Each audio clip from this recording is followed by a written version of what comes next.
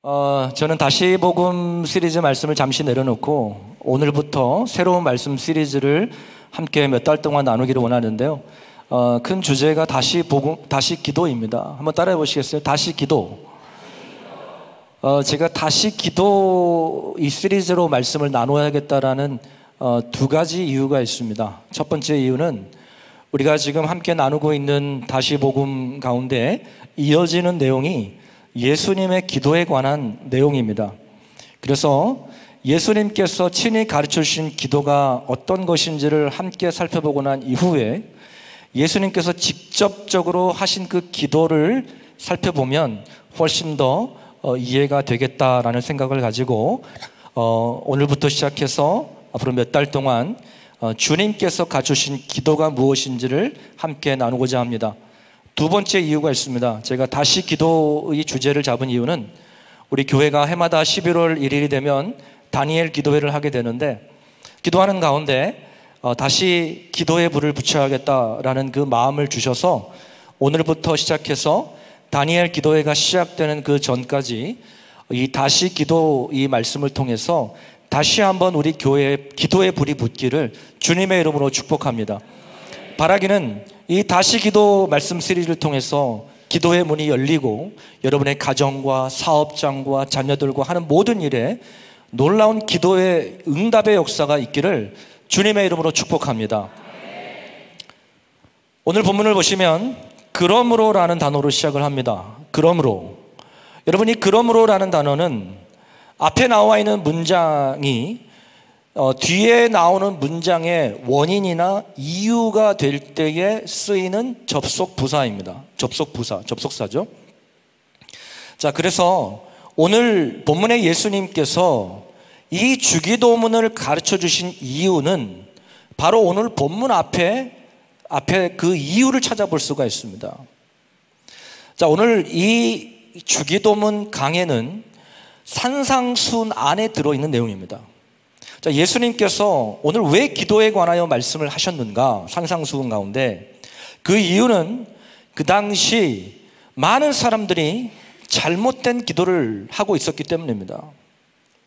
특별히 그 당시 예수님을 믿지 않는 유대인들도 기도했고요. 그리고 예수님을 십자가에 못 박도록 선동하고 주동했던 종교 지도자들도 기도했고, 심지어는 하나님을 믿지 않는, 하나님을 모르는 이방인들도 기도했습니다. 그런데 기도라고 해서 다 같은 기도가 아닙니다. 기도한다고 해서 하나님께서 다 들으시는 기도가 아닙니다. 그래서 예수님께서는 그 당시 잘못된 기도의, 대표적으로 잘못된 기도의 두 가지 형태를 말씀하시면서 이어서 바른 기도가 무엇인지를 가르쳐 주시기 위해서 하신 말씀이 오늘 바로 주기도문입니다. 자, 그러면 그 당시 사람들이 어떻게 잘못된 기도를 드렸는가? 자, 오늘 예수님께서 두 가지 잘못된 기도의 형태를 대표적으로 말씀하셨는데 첫 번째는 바리새인들의 기도입니다. 한번 따라해 보시겠어요? 바리새인들의 기도. 그리고 두 번째 기도는 이방인들의 기도였습니다. 한번 따라해 보시겠어요? 이방인들의 기도. 그 당시에 많은 다른 잘못된 기도도 있었지만 예수님은 이 두 가지 잘못된 샘플을 말씀하셨는데 바리새인들의 기도와 이방인들의 기도를 잘못된 샘플로 예로 들어서 설명하시고 난 이후에 이어서 바른 기도가 무엇인지 가르쳐 주시는 것이 바로 주기도문입니다. 자, 그러면 바리새인들은 도대체 어떻게 기도했길래 그 기도가 잘못된 기도였는가? 자, 오늘 6장 5절에 보시면 예수님께서 이렇게 말씀하셨어요. 한번 같이 읽어볼까요? 시작. 또 너희는 기도할 때에 외식하는 자와 같이 하지 말라. 그들은 사람에게 보이려고 회당과 큰 거리 여기에 서서 기도하기를 좋아하느니라. 네, 여기까지요. 그 당시 유대인들은 기도하는 관습이 있었습니다. 굉장히 기도에 열정을 가졌어요.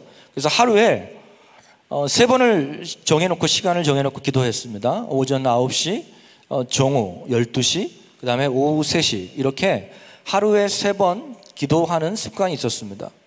그래서 어디에서 기도를 했냐면 이제 회당에 모여서 기도를 했거든요. 그런데 만약에 어떤 일이 있어서 회당에 가지 못하면 그냥 그 자리에서 있는 그 자리에서 기도를 하는 거예요.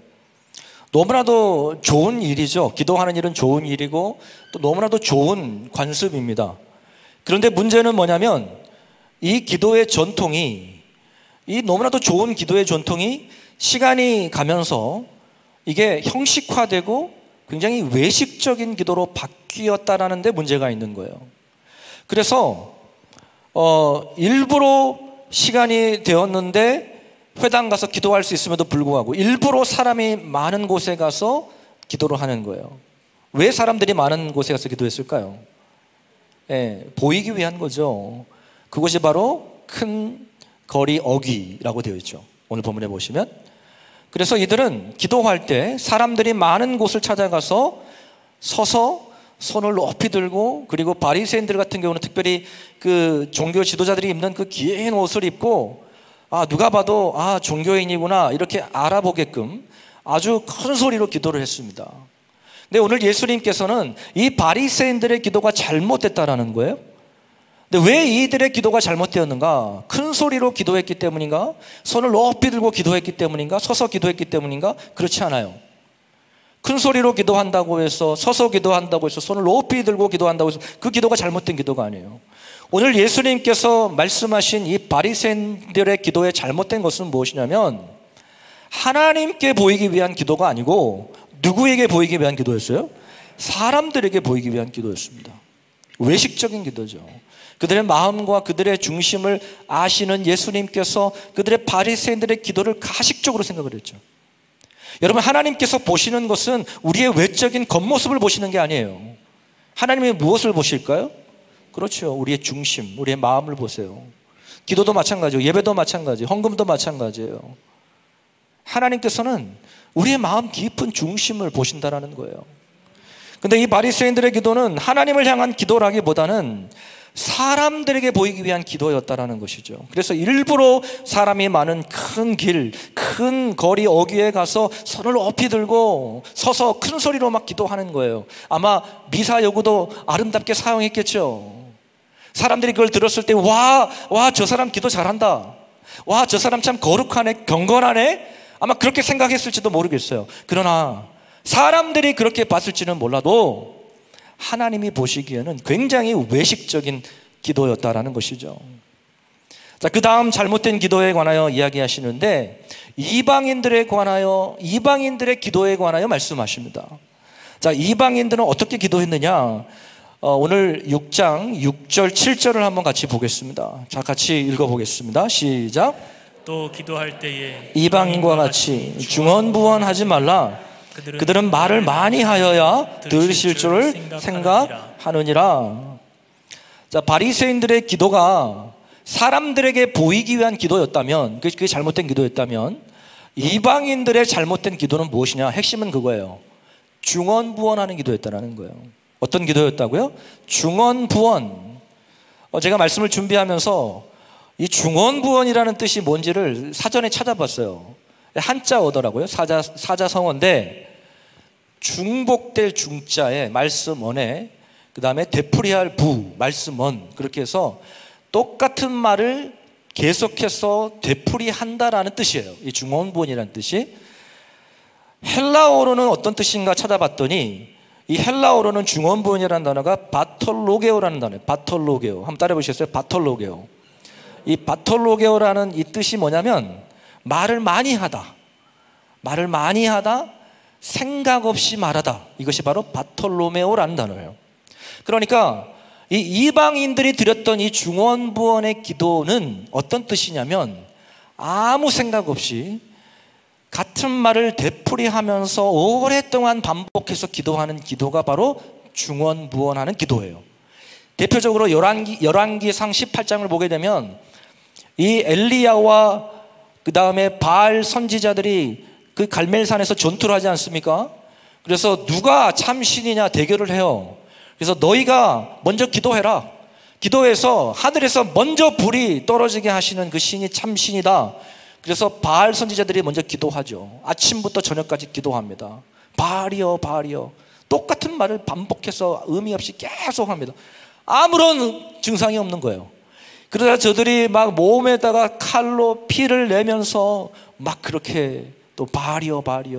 이게 바로 중언부언이에요. 아무런 생각 없이 그냥 똑같은 말을 반복해서 되풀이하는 것, 이것이 바로 중언부언 기도죠. 자, 그러면 여러분, 왜 이방인들이 중언부언, 왜 같은 말을 되풀이해서 오랫동안 기도했을까요? 그 이유는 하나예요. 오늘 예수님이 말씀하고 계시는 게 뭐냐면, 저들은 오래 기도해야, 길게 기도해야 하나님이 들으실 것으로 생각을 하는 거예요. 그러니까 오랫동안 기도하면 할수록 기도 응답이 있을 거라는 생각을 한 거죠. 여러분, 그러나 주님은 그게 잘못됐다라고 얘기합니다. 물론 오래 기도하는 거 너무 중요합니다. 길게 기도하는 거 중요해요. 예수님도 길게 기도하셨고 또 반복해서 기도하셨잖아요. 자, 근데 문제는 뭐냐면 아무런 생각 없이 기도하는 게 문제인 거죠. 한국에 어떤 한 목사님이 실제로 있었던 일이에요. 목사님에게 아직 유치원도 다니지 않은 한 꼬마 아이가 있었습니다. 아주 어린 자녀가 있었는데 목사님이 이 아이에게 시편 23편을 암송시켰습니다. 네, 여러분도 아시다시피 성경에 나오는 단어들이 좀 어려운 단어들이잖아요. 일상 단어들이 아니기 때문에 이 어른들도 말씀 암송하기가 참 쉽진 않아요. 근데 한번 생각해 보세요. 유치원도 안 다니는 애한테 시편 23편 전체를 암송시키니 이게 얼마나 힘든 일입니까? 근데 이 목사님이 아주 사명감을 가지고 유치원도 안 다니는 아이한테 시편 23편을 열심히 계속해서 훈련을 시켜서 이제 그 23편을 다 암송하게 했어요. 그러니까 아빠가 이제 얼마나 자랑하고 싶겠어요, 목사님이. 그래서 목사님이 그 교회 성도님들이 교제하고 있는 곳에 일부러 그 애를 데리고 가서 이제 이야기하는 거예요. 집사님들, 우리 애가 시편 23편을 전체로 암송합니다. 이렇게 이야기를 한 거죠.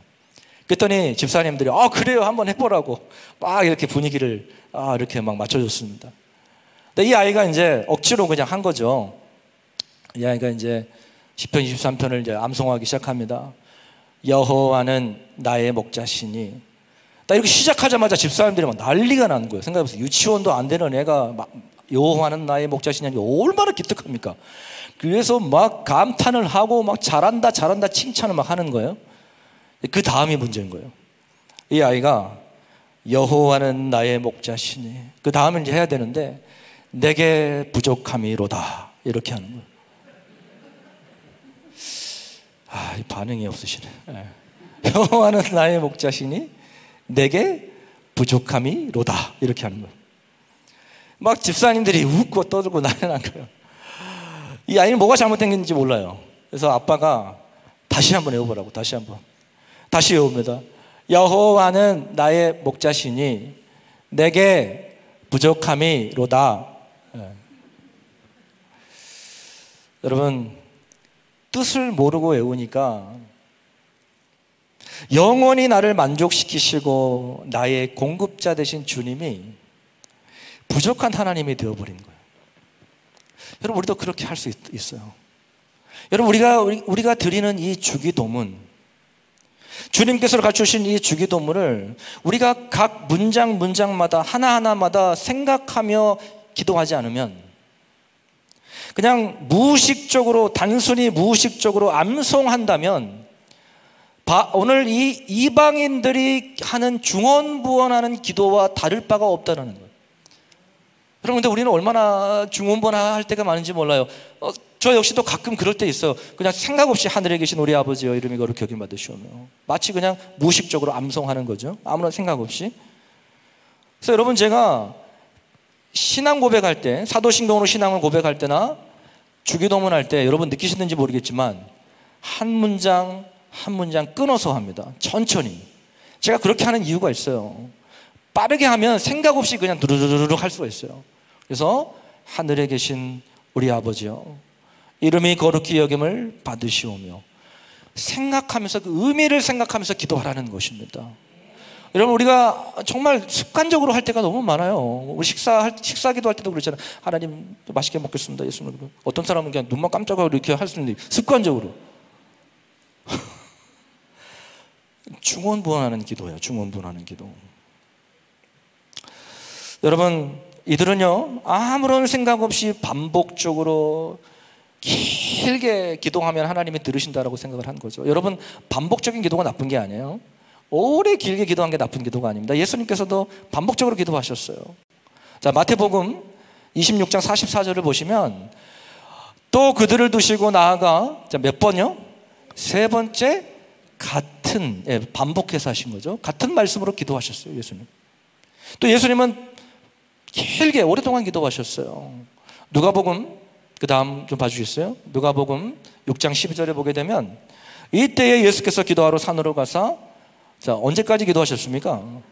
밤이 새도록, 밤이 새도록 하나님께 기도하셨습니다. 이방인들의 잘못된 기도는 반복적이거나 오래 기도한 것이 문제가 아니라 아무런 생각 없이 그냥 길게만 기도하면 들으신다라는 그 잘못된 믿음, 그 잘못된 것이죠, 그것이.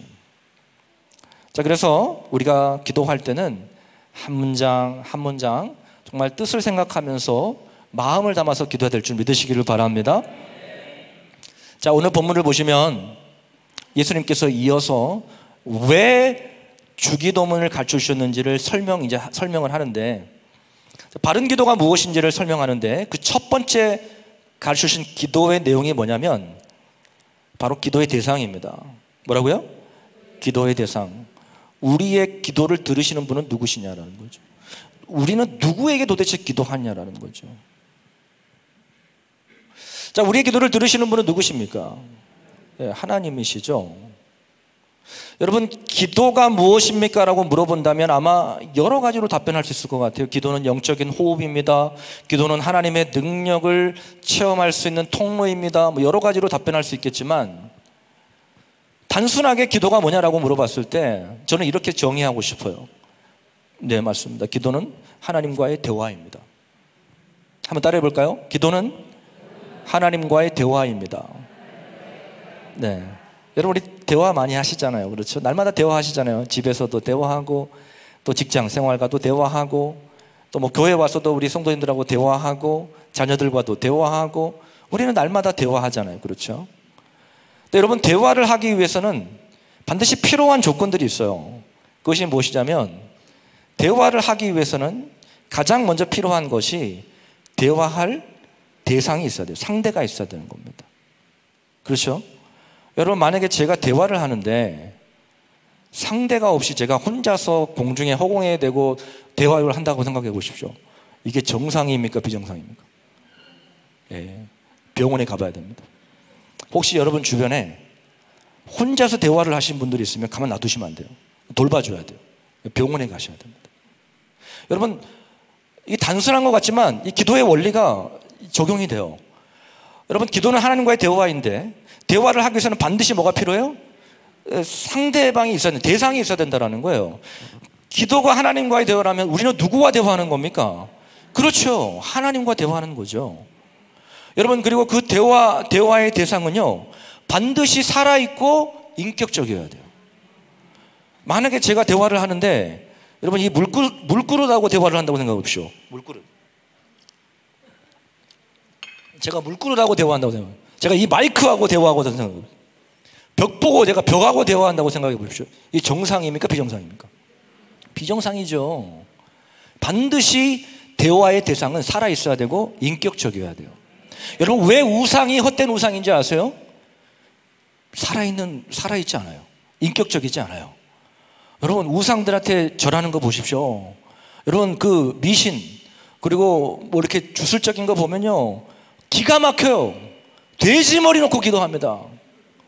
돼지 머리는 된장 말아서 먹어야 되잖아요. 돼지 앞에서 기도한다니까. 돼지 머리 앞에서. 나무 앞에서 기도하고요, 돌을 막 쌓아놓고 기도하고요, 심지어 막 빗자루 앞에서도 기도하고. 기가 막힐 일이에요. 여러분, 헛된 거예요, 헛된 거. 왜냐하면 그 기도의 대상이 잘못됐기 때문에 그래요. 죽어있고 인격적이지가 않은 거죠. 근데 여러분, 우리의 기도를 들으시는, 우리의 기도를 받으시는 그분은 누구시냐? 하나님이시라는 거죠. 근데 오늘 예수님께서 우리가 기도할 때 하나님의 그 호칭을 뭐라고 부르라고 말하냐면은 아버지라고 이야기합니다. 아버지라고 부르라고 이야기해요. 뭐라고 불러요? 아버지. 여러분, 예수님께서 제자들에게 야, 너희들 기도할 때 하나님을 아버지라고 불러, 이렇게 이야기했을 때 우리는 그렇구나 이렇게 이해가 되잖아요. 근데 제자들에게 있어서는요, 그 말씀이 굉장히 파격적인 말씀이었어요. 왜냐하면 지금까지 구약 성경에서 한 사람도 하나님을 아버지라고 부르는 역사가 없었어요. 아버지라고 호칭을 부르는 사람이 단 한 사람도 없었어요. 여러분, 아버지라고 부를 수 있는 사람은 누구밖에 없어요? 그렇죠? 자녀밖에 없죠. 하나님의 아들로 오신 예수님만이 사용했던 호칭이 바로 아버지라는 호칭이에요. 그런데 너희가 기도할 때 아버지라고 부르라는 거예요. 여러분, 이것은 우리가 뭐가 됐다라는 겁니까? 그렇죠. 하나님과 우리와의 관계가 이제는 완전히 새롭게 되었다라는 것을 말씀해 주고 있는 거죠. 구약에서는 감히 하나님 앞에 나아갈 수가 없는 거죠. 죄인된 인간이 하나님 거룩하신 하나님 앞에 나아가면 죽는 일이었어요. 그래서 감히 기도할 때도 하나님의 이름을 감히 부르지 못하는 거예요. 두려워서. 그런데 예수님께서 오늘 뭐라고 말씀하시냐면 제자들에게 너희가 기도할 때 이렇게 불러, 하나님을 아버지라고 불러라, 이렇게 말씀하시는 거예요. 여러분, 예수님께서 실제로 기도할 때 가장 많은 호칭이 뭐였냐면 바로 아바 아버지라는 단어였습니다. 한번 따라해 보시겠어요? 아바 아버지. 네, 아바라는 단어가 아람어로 자녀가 아버지를 친근하게 부르는 호칭이에요. 아바. 네, 우리나라 말 비슷하죠? 아빠라는 단어 똑같은 거예요. 그래서 예수님께서 마가복음 14장 36절에 이렇게 기도하셨어요. 마가복음 14장 36절 한번 같이 읽어볼게요. 시작. 이르시되 아빠 아버지여, 아버지께는 모든 것이 가능하오니 이 잔을 내게서 옮기시옵소서. 그러나 나의 원대로 마옵시고 아버지의 원대로 하옵소서 하시고. 아멘. 여러분, 이 기도가 어떤 기도인지 아시죠? 예수님이 십자가를 앞에 두고 겟세마네 동산에서 하나님 앞에 간절하게 기도했던 기도의 내용인데, 하나님을 향하여 뭐라고 호칭하고 있냐면 아빠 아버지, 이렇게 기도하고 있어요. 아빠 아버지. 여러분, 호칭에 따라서 거리감이 달라지는 거 아세요? 호칭에 따라서 우리가 어떻게 부르냐에 따라서 이 관계의 거리가 달라져요. 아버님이라는 호칭보다 아버지라는 호칭이 더 가깝게 느껴지고요, 그 다음에 아버지라는 호칭보다는 뭐가 더 가깝게 느껴질까요? 그렇죠. 아빠라고 부를 때 더 친근하고 가깝게 느껴지는 거예요. 2주 전에 제가 제 딸이 다일이가 4살이거든요. 그런데 할아버지 할머니 좀 이름을 좀 가르쳐 줘야겠다라고 해서 이제 이름을 가르쳐 주고, 혹시 아빠의 이름도 안지 물어봤어요. 그래서 다일아, 너 아빠 이름이 뭔지 알아? 아빠 이름이 뭐야? 했더니 우리 다일이가 당당하게 목사님 이러는 거예요. 아, 그래, 아빠 이름이 목사님이구나. 그러면 엄마 이름은 뭐야? 그랬더니 당당하게 여보 이러는 거예요. 성도님들이 저를 보고 목사님 목사님 하니까 아마 제 딸이 제 이름이 목사님인 걸로 알고 있는 것 같아요. 여러분, 만약에 우리 다일이가 집에서 아빠라고 부르지 않고 목사님 또는 주인님, 만약에 이렇게 부른다고 생각해 보십시오. 제가 다일에게 가르쳐 줬어요. 다일아, 아빠는 아빠야. 그냥 아빠라고 부르면 돼. 이렇게 가르쳐 줬어요. 여러분, 우리가 하나님을 부를 때에 여러 가지 수식어가 있을 수 있죠. 뭐 사랑의 하나님, 전능하신 하나님, 또 불가능이 없으신 전능하신 하나님. 우리가 여러 호칭을 부를 수 있지만 사실 주님이 가르쳐주신 기도가 제일 정답인 것 같아요. 하나님이 제일 듣고 싶어하는 호칭이 뭘까요? 그렇죠. 아버지라는 단어죠. 아버지. 한번 해볼까요? 아버지. 저는 이 아버지라는 단어가 참 좋아요. 그래서 저는 진짜 많이 이 아버지라는 표현을 많이 써요. 어디 가다가도 아버지, 교회 앉아서도 아버지, 힘들 때도 아버지, 아버지를 많이 불러요. 아버지 부르면요, 어떤 느낌이 드냐면 그냥 하나님이 내 모든 걸 알고 계신 것 같은 거예요. 제가 아빠가 돼 보니까 아는 거예요. 제 딸이 아빠 부르면요, 제가 아무리 바빠도 반응을 해요. 근데 울면서 아빠 그러면 저는 달려갑니다. 그래서 그냥 제가 아무 말 안 해도 그냥 아버지 하면요, 주님이 다 아시는 것 같아요. 여러분, 예수님께서 우리에게 기도를 가르쳐 주실 때에 가장 첫 번째로 하나님을 뭐라고 부르라고 하냐면 아버지. 네, 그렇죠. 아버지. 네. 좋으신 아버지죠. 네. 여러분 로마서 8장 15절에 이렇게 말씀합니다. 너희는 다시 무서워하는 종의 영을 받지 않아요. 우리가 전에는 종이었죠. 죄의 종이었습니다. 근데 이제는 양자의 형, 자녀가 된 거예요. 아들, 딸이 된 거예요.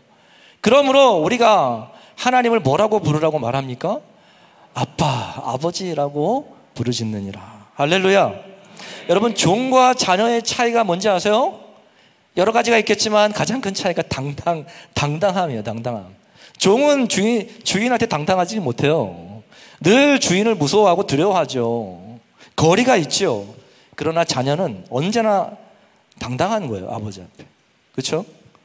맡겨놓지도 않아놓고 막 당당하게 요구하죠. 그래서 탕자가 아버지한테 막 당당하게 달라고 하잖아요. 여러분 자녀를 키워보신 분들이나 지금 키워보시는 분들은 알고 계실 거예요. 이 녀석들이 맡겨놓지도 않았는데 달래요. 맨날. 할렐루야. 맨날 달래. 용돈 달라. 학교 준비물 사게 용돈 돈 달라. 학원비 달라. 아니 뭐 지네들이 뭘 맡겨놨습니까? 근데 줍니까 안 줍니까? 주잖아요. 왜 줘요? 그렇죠. 자식이 무섭습니다. 아주. 이게 바로 자녀의 특권이에요. 특권. 내가 하나님 앞에 아버지라고 부를 때 우리는 뭐가 됩니까? 하나님의 자녀가 되는 거예요. 그래서 우리는 당당하게 담대하게 하나님 아버지 앞에 구할 수가 있다는 거예요. 그래서 예수님께서 우리에게 가르쳐주신 첫 번째 기도의 내용이 뭐냐면 하나님을 무엇으로 부르라고요? 아버지로 부르라 이렇게 시작하는 겁니다. 근데 그 아버지는 어떤 분이시냐? 하늘에 계시냐. 한번 따라해 보겠습니다. 하늘에 계신. 여러분 이 하늘에 계신이라는 이 단어가 헬라어로 엔토이스 우라노이스라는 단어예요. 엔토이스 우라노이스. 근데 여러분 한국어 성경에는 그냥 하늘에 계신 이렇게 번역했거든요. 영어 성경에도 그냥 in heaven, 하늘 안에 계신 이런 뜻이거든요. 근데 엔토이스 우라노이스라는 이 헬라어는요 직역하면 이렇습니다. 하늘들 안에 계신 이런 의미예요. 하늘들 안에 계신. 그러니까 하늘이 단수가 아니고 하늘들이에요. 하늘들 복수입니다. 자 그러면 자 예수님께서 왜 하늘들이라고 이야기했을까요? 여러분 우리가 생각하기에는 하늘은 하나밖에 없잖아요. 그렇죠? 근데 하늘들 그러면 하늘들이 여러 개인가? 라고 생각이 될 수 있습니다. 잘 아셔야 됩니다. 성경에는요 하늘 하면은 세 가지 하늘이 있습니다. 몇 가지 있어요? 세 가지 하늘이 있습니다. 첫 번째는 새들이 나는 이 하늘, 스카이라고 하죠. 영어로 스카이라고 하는데 이 첫 번째 하늘이고요. 두 번째는 해와 달과 별과 모든 은하계가 있는 우주, 스페이스. 이게 두 번째 하늘입니다. 그리고 세 번째 하늘은 뭐냐면 셋째 하늘이라고 하죠. 하나님과 천사들이 있는 곳을 셋째 하늘, 헤븐, 천국이라고 하죠. 그래서 사도 바울이 삼층천, 그 셋째 하늘을 보고 왔다 그러잖아요. 뭘 보고 온 거예요? 천국을 보고 온 거예요. 그래서 창세기 1장 1절을 보게 되면 태초에 하나님이 천지, 하늘을 만드셨을 때 그 하늘이 단수가 아니에요. 하늘들을 만드셨다는 거예요. 그 히브리어로 보게 됩니다. 그래서 오늘 하늘에 계신이라는 말은 하늘들에 계신이에요. 하늘들에 계신. 근데 이것은 뭘 말하냐면 하나님은 천국에만 계시는 것이 아니라 온 우주 만물, 온 이 땅에 안 계시는 곳이 없다라는 것입니다. 이것을 신학적인 용어로 하나님의 편재성이라고 해요. omnipresence. 하나님이 이 땅에 안 계시는 곳이 없다라는 거예요. 그분의 통치가 안 비치는 곳이 없다라는 거예요. 우리가 바다 밑에 거하든 우리가 저 미국을 가든 우리가 중국에 가든 어디에 있든지 하나님이 안 계신 곳이 없다라는 거예요. 이 말을 뒤집어서 말하면 우리가 어디에서든지 기도해도 하나님이 들으신다라는 것이죠. 할렐루야. 여러분 그래서 시편 139편 7절에서 9절을 보면은 여러분 이런 말씀을 합니다. 시편 139편 7절에서 10절. 내가 주의 영을 떠나 어디로 가며 주의 앞에서 어디로 피하리까? 내가 하늘에 올라갈지라도 거기 계시며 수월에 내 자리를 펼지라도 거기 계시니이다. 내가 새벽 날개를 치며 바다 끝에 가서 거주할지라도 거기서도 주의 손이 나를 인도하시며 주의 오른손이 나를 붙드시리다. 할렐루야.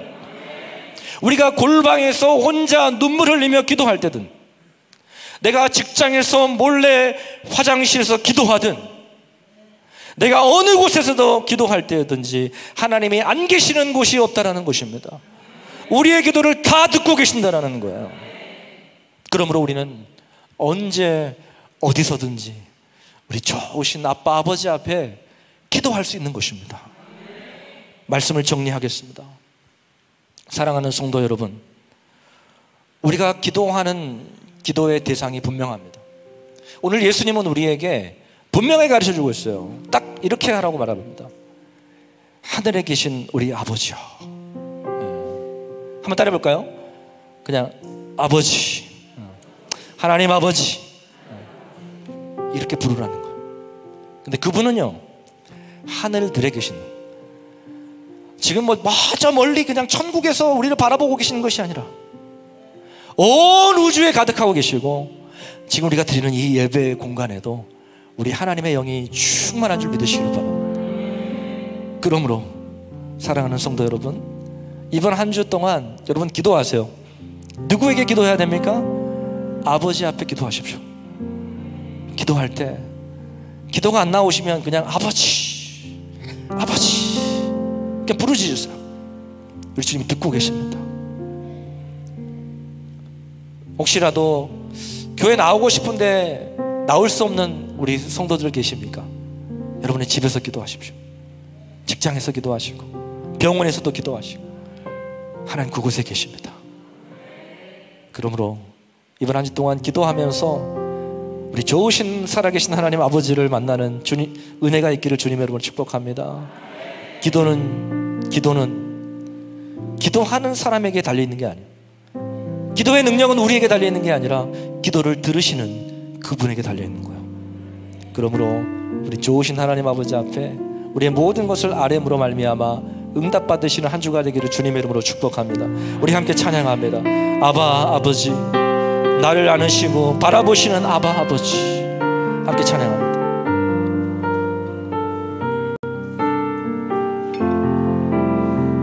아바 아버지, 아바 아버지, 아바 아버지, 나를 아시고 바라보시는 아바 아버지, 아바 아버지, 아바 아버지, 아바 아버지, 나를 도우시고 힘주시는 아버지, 주는 내 맘을 고치시고, 주는 내 맘을 고치시고,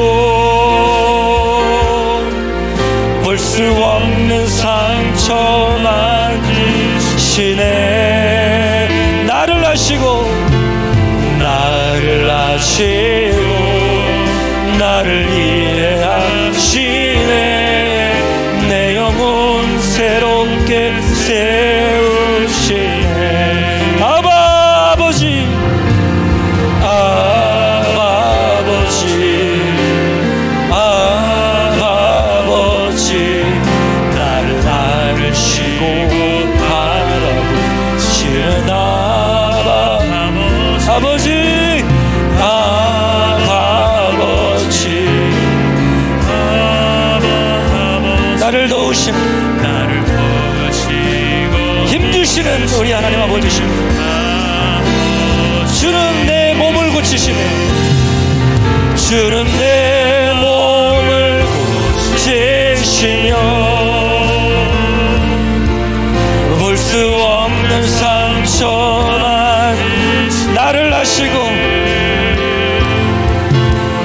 나를 아시고 치료하시는 주님을 고백합니다. 내 영혼 새롭게 다시 한번 고백합니다. 아바 아버지, 아바 아버지, 아바 아버지,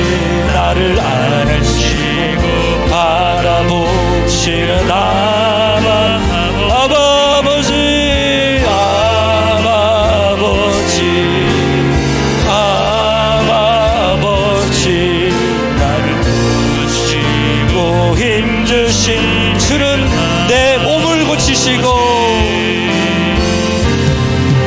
주는 내 몸을 고치시고 볼 수 없는 상처 만지시네. 나를 하시고 나를 치료하시네. 나를 치료하시네.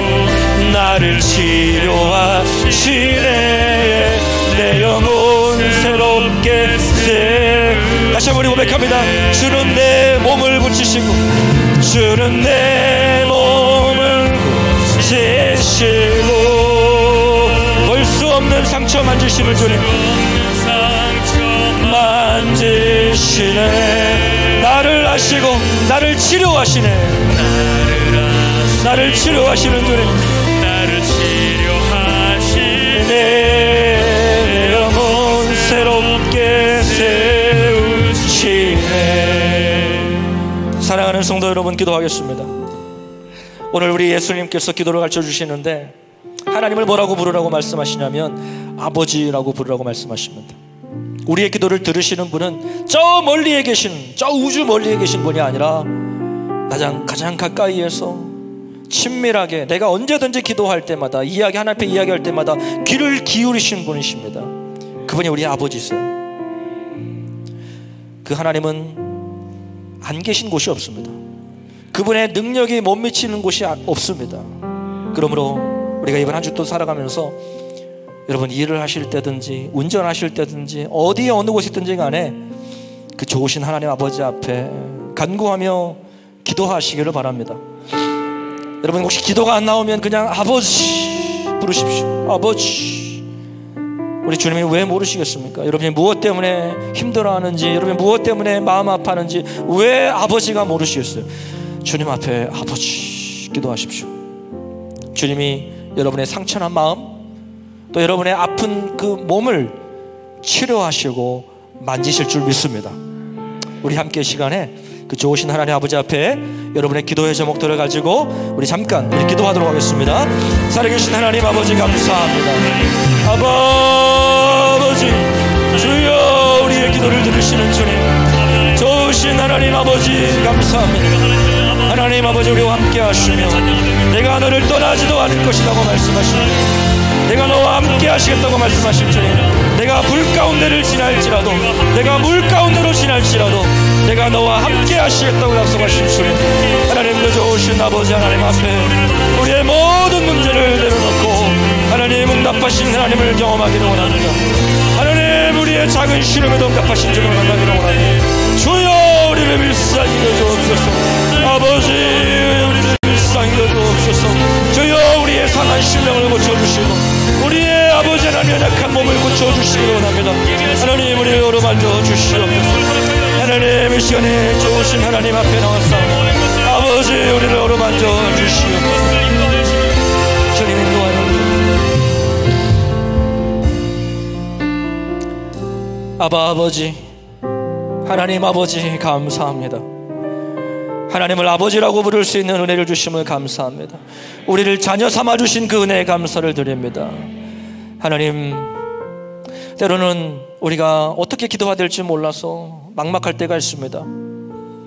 우리가 하나님 아버지 부를 때에 우리의 형편을 아시고 우리를 누구보다도 잘 아시는 주님께서 하나님 우리의 기도를 들으실 줄 믿습니다. 우리의 작은 신음까지도 응답하시는 주님, 우리가 이번 한 주 동안 살아가면서 주님 좋으신 하나님 아버지 앞에 우리의 모든 문제와 우리의 모든 기도들을 하나님 앞에 아뢰일 수 있도록 인도하여 주옵소서.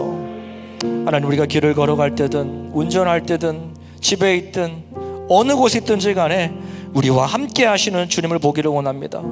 내가 불 가운데로 지날지라도 내가 물 가운데로 지날지라도 내가 너와 함께 하시겠다고 약속하신 주님, 그 좋으신 주님을 믿음의 눈으로 바라보게 하시고 이번 한 주 동안 기도할 때에 하나님 우리의 기도의 문을 열어주셔서 하나님 앞에 깊은 하나님 기도의 교제를 나눌 수 있는 은혜의 시간이 되게 하여 주시옵소서.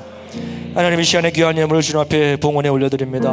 하나님의 것을 구별하여 11조 예물과 범사에 감사함으로 감사 예물, 하나님의 나라의 확장을 위한 선교 예물과 1,000번째 예물, 또 하나님 작정 헌금과 하나님 또한 기둥작정헌금, 다음 세대를 위한 비전헌금, 특별히 생일을 맞이하여서 우리 이창규, 또 우리 김세환, 또 우리 김보영, 또 지금까지 지켜주신 것 주님의 은혜입니다. 심재관 집사님, 또 우리 김봉래 권사님 귀한 예물 드립니다. 하나님, 지금까지 지켜주신 것 하나님의 크신 은혜임을 고백했사오니 남은 인생도 하나님의 은혜 가운데 살게 하여 주시옵소서. 특별히 보이지 않게 주님의 몸된 교회를 섬기는 손길들이 많습니다. 교회 전체를 방역하고 또 주님의 몸된 교회를 청소하며 화장실 청소하고, 또한 하나님 강대상에 물도운 손길이며 할렐루야 찬양대와 찬양팀과 악기팀과 방송팀, 또 차량 운행으로, 또 안내며 주차위원으로, 또 주일학교 교사와 또 하나님 여러 가지로 섬긴 손길마다 우리 하나님께서 만배로 갚아주시고 하늘의 복과 땅의 기름진 복으로 채워 주시옵소서. 오늘 이 시간 우리의 마음을 드리오니 주님 기뻐받아 주시옵소서. 하나님, 특별히 코로나19로 인하여 또 몸이 아파서 병원에 입원해 있는 식구들도 있습니다. 주여 불들어 주시고 연약할수록 더 귀히 여기시는 하나님의 은혜를 경험하는 시간 되게 하여 주시옵소서. 거룩하신 예수님의 이름으로 감사하며 축복하며 기도하옵나이다. 아멘.